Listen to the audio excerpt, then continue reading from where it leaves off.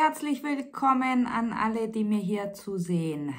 Dies ist ein weiteres Video, spirituell, aber auch mit Tarot.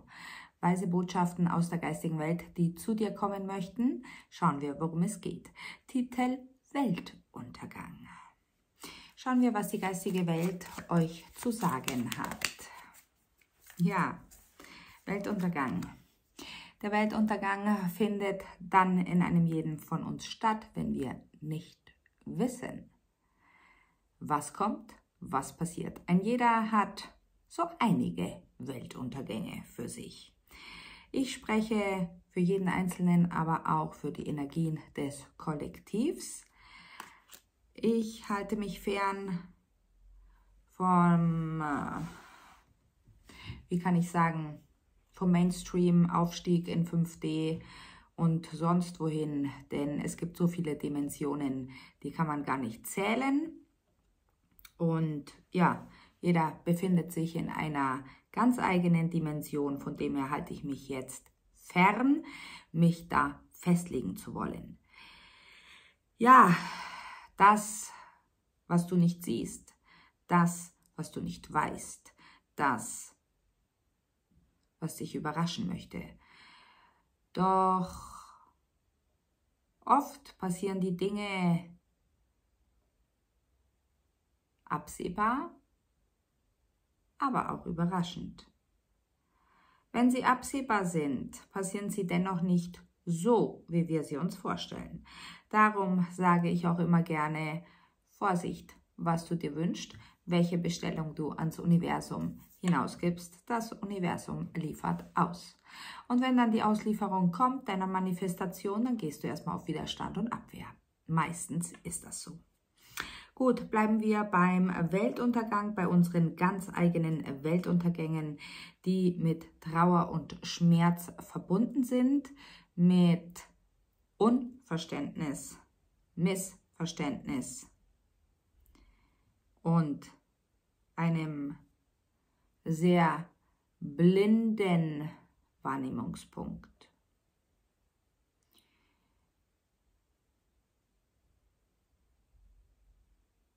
Was bedeutet für dich Weltuntergang? Denkst du sofort an den Planetenwelt oder an das, was dir irgendwann in der Vergangenheit widerfahren ist, was du durchleben musstest oder gar freiwillig durchlebt hast, was für dich wie ein Weltuntergang war? Wisse, dass du immer die Möglichkeit hast, wie du auf gewisse Gegebenheiten reagieren magst oder Antworten geben möchtest. Es ist immer schwierig, wenn so ein kleiner oder größerer Weltuntergang uns rücklings trifft, mit dem wir nicht rechnen. Die geistige Welt sagt mir gerade, dass die Energien kurzzeitig etwas leichter werden, doch danach werden sie schwerer als vorher. Wir bekommen sozusagen eine kleine Verschnaufpause. In dieser kleinen Verschnaufpause solltest du dir darüber klar werden, in welche Richtung du weitergehen möchtest. Ist die Richtung, in die du gehst, noch die richtige? Halte inne, denke nach, geh in dich, spüre in dich hinein.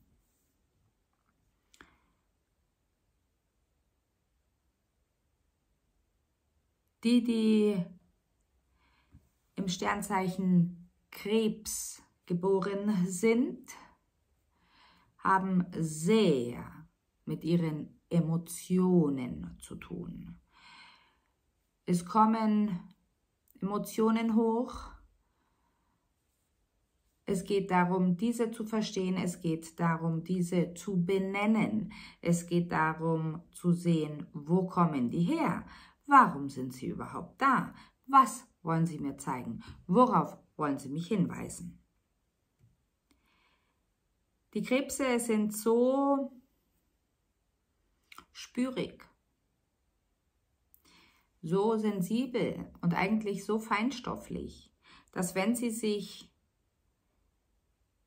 ihrer sogenannten Schwäche der Sensibilität eigentlich bewusst werden würden, dass das ihre absolute Stärke ist, dann würde das alles schon ganz anders aussehen.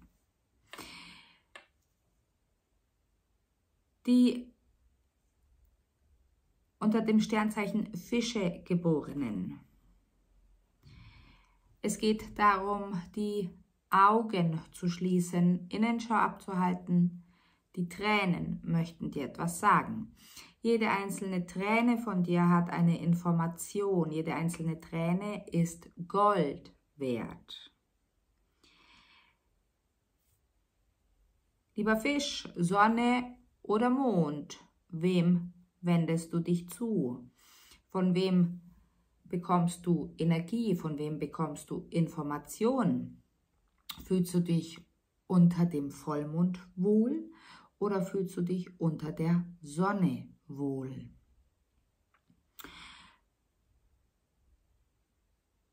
Für die Jungfrauen kommt eine Entscheidung. Eine Entscheidung, wie kann ich euch sagen, eine Entscheidung diesbezüglich, gehe ich links oder rechts. Gut möglich, dass ein ganz, ganz abrupter Richtungswechsel stattfinden wird. Für die Skorpione, wo es scheint, dass jetzt Ödland herrscht. Täuscht euch nicht, liebe Skorpione, denn wenn es in der Wüste regnet, kommen Blumen daraus hervor, die noch niemals gesichtet wurden. Ganz neue, einzigartige Arten. Was das übersetzt bedeutet ist, lieber Skorpion, du denkst, du kannst jetzt ausruhen. Ja, aber nicht mehr lange. Denn das Universum achtet nicht auf dein Timing. Das Universum hat ein ganz anderes Timing. Du wirst sehen, in den nächsten 2 bis 3, können 2 bis 3 Tage sein, 2 bis 3 Wochen, es wird bei jedem verschieden sein, kommt jemand oder etwas auf dich zu, jemand beziehungsweise ein Projektvorschlag auf dich zu oder du hast eine Idee zu einem neuen Projekt. Leg los, denn wenn du es nicht tust, wird das dein innerer Weltuntergang werden. Für die Feuerzeichen unter euch, insbesondere für die Löwen, kommt eine Lösung. Kommt eine Lösung zu einem Thema, das euch mittlerweile fast schon zuwider ist. Dieses Zuwidersein ist basiert auf 3 Säulen, 3, sie sagen Stützarmen, beziehungsweise 3, ihr habt 3 Säulen bezüglich dieses Themas. Ich kann euch nicht mehr dazu sagen. Ihr werdet euch dieser 3 Säulen irgendetwas bewusst und ihr schafft es, das abzutrennen von diesen 3 Säulen. Ich weiß nicht, was es für jeden Einzelnen von euch bedeutet. Diese Botschaften kommen so durch. So für diejenigen, die wissen, was gemeint ist, wunderbar.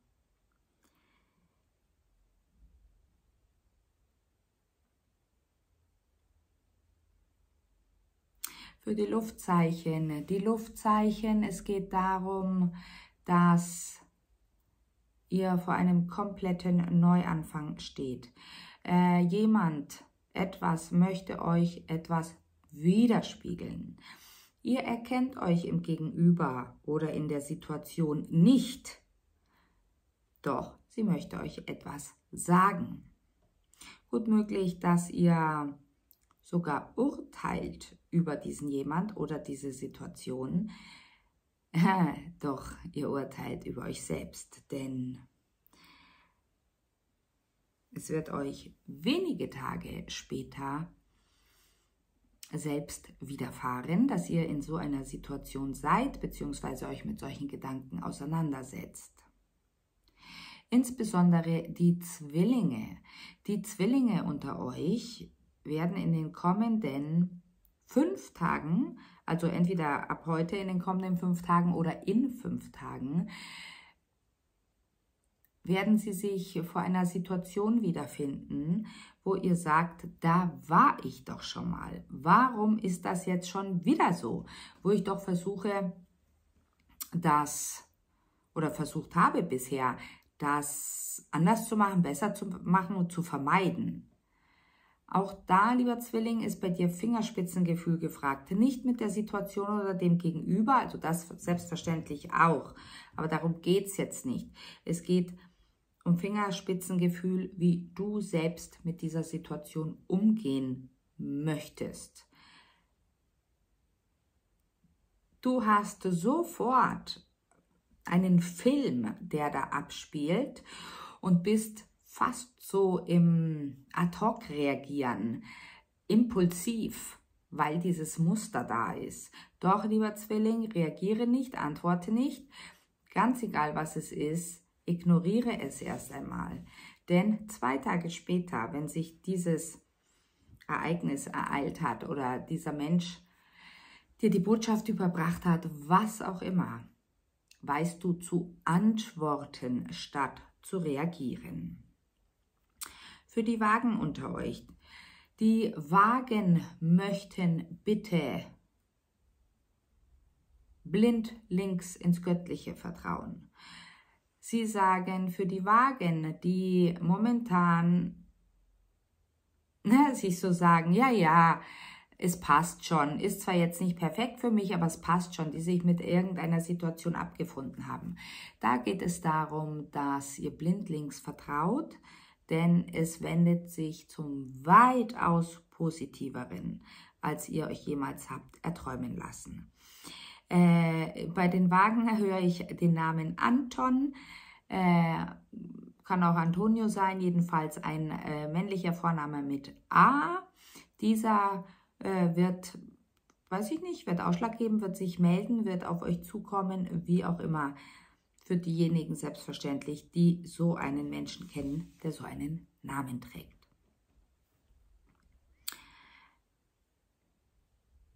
Für die Wassermänner wird eine Bibliothek ausschlaggebend. Es kann die kosmische Bibliothek sein, es kann aber auch tatsächlich eine wahrhaftige Bibliothek sein.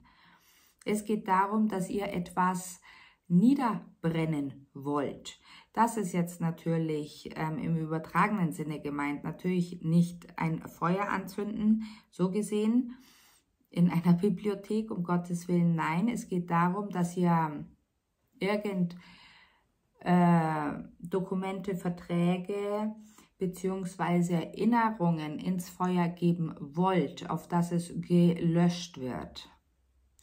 Doch bitte vergesst auch nicht, falls ihr dies wirklich tut, im Sinne eines Rituals, liebe Wassermänner, vergesst bitte nicht, dass die Asche übrig bleibt. Die Asche sollte dem Wasser übergeben werden, dem fließenden Wasser, auf das es wirklich davon trägt und sich die Asche im Wasser auflösen darf.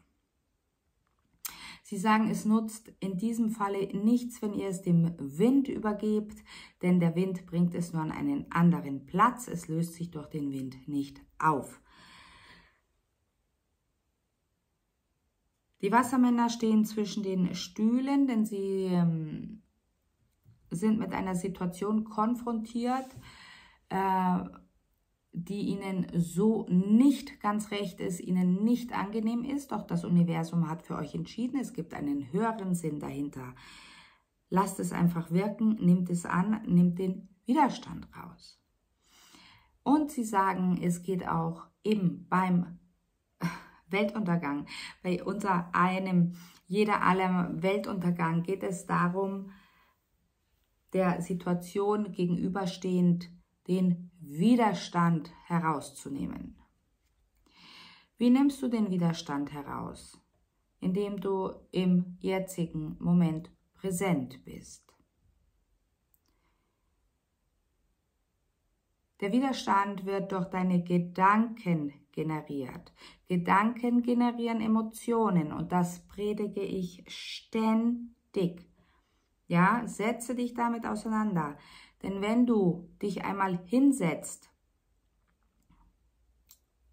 zur Ruhe kommst und dich fragst, was ist jetzt für ein Problem? Was habe ich jetzt in diesem Moment eigentlich für ein Problem? Ja, da lautet die Antwort gar kein Problem.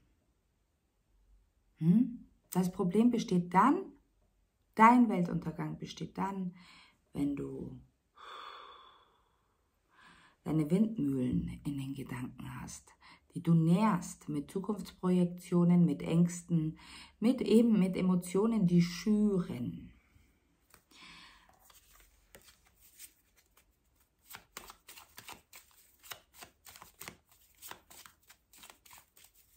Sie sagen, Feuerzeichen für die Schützen, der lang ersehnte Neuanfang. Ganz egal, in welchem Bereich eures Lebens, der Neuanfang. Er ist da, doch ihr könnt ihn nicht greifen. Warum nicht? Weil die persönliche Weiterentwicklung nicht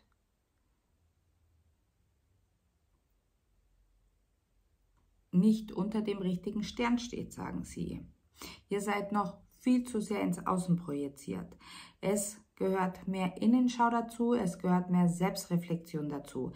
Dieser Neuanfang, den ihr euch so sehr herbeisehnt, liebe Schützen,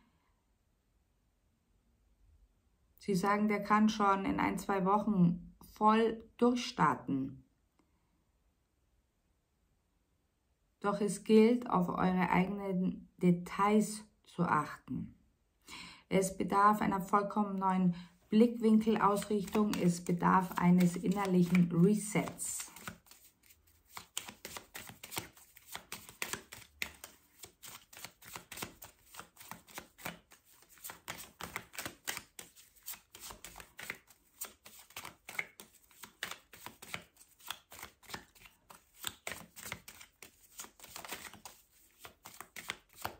Und sie sagen, der Weltuntergang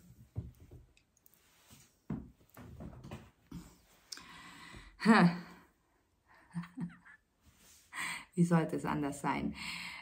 Der Weltuntergang herrscht dann vor, wenn der Mensch nicht weiß, was er tut.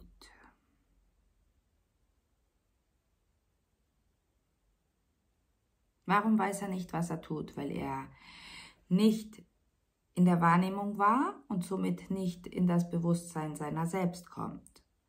Wir haben hier den Magier. Es geht um den Auftakt. All das Wissen, all die Weisheit. Nicht die Emotionen. Nicht das Ego, das vorpreschen will, austeilen will. Nein, es geht darum, dass du die Weisheit dir zunutze machst.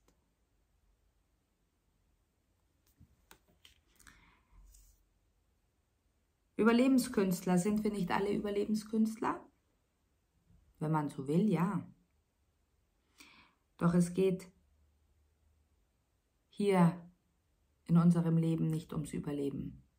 Es geht darum, das Leben zu leben. Und wenn du dich auf den Weltuntergang fokussierst, deinen eigenen bzw. den des ganzen Planetens, dann bist du im ständigen Überlebensmodus. Wäre die Menschheit mehr auf sich selbst gerichtet, in Innenschau, zentriert, in der bedingungslosen Liebe, im Vertrauen, wäre die Welt nicht so, wie sie ist. Jeder einzelne von uns hat dazu beigetragen, trägt nach wie vor dazu bei, dass alles so ist, wie es momentan ist, im Innen wie im Außen. Das sollte dir einmal zum Nachdenken geben. Nun denn,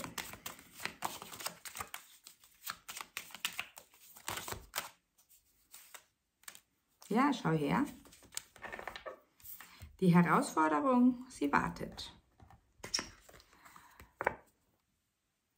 Beugst du dich oder nimmst du die Herausforderung an? Im Extended geht es weiter mit philosophischen Inputs der geistigen Welt. Sei dabei, bleib dabei, ich warte auf dich. Bis gleich, ciao!